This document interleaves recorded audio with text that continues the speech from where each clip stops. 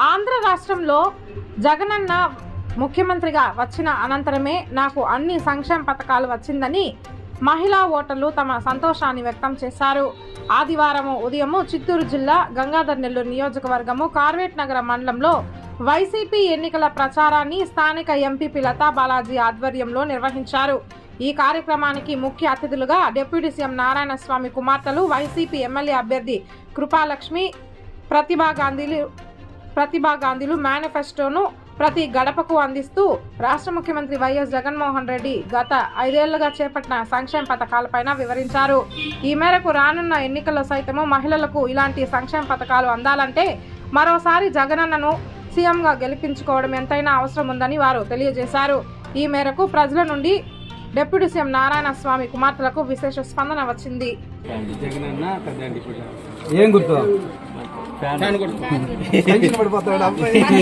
మీకేమైనా జరిగిందా చంద్రబాబు నాయుడు ఉన్నప్పుడు?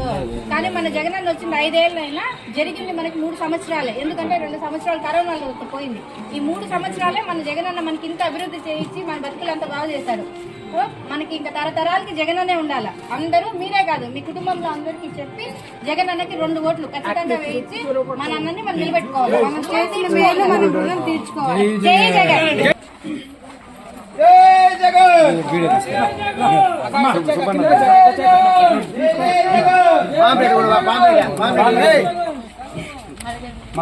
ఇంతకుముందు మీరు కాపురం ఎక్కడ ఉన్నారు? ఎక్కడ కట్టానా? ఇప్పుడు మీకు ఇల్లు ఇచ్చింది ఎవరు? గుర్తు ఏం గుర్తు? ఫ్యాన్ గుర్తు. ఫ్యాన్ గుర్తు.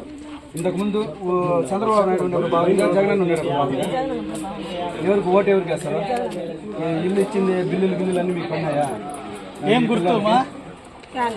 గుర్తు. మరి జగన్ నీకు అన్ని మంచి చేశాడు, నువ్వు ఇంట్లో ఉంటే మళ్ళీ జగన్ ఓట్లు వేయించేది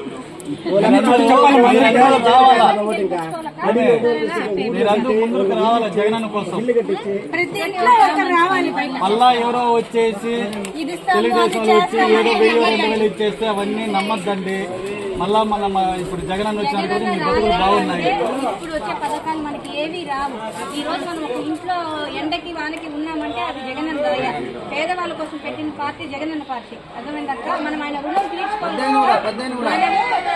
ఆయన మనకి చేశాడు, మనం ఆయన చేసి చూపించాలి. 2 ఓట్లు వేసి మనం రుణం తీర్చుకోవాలి.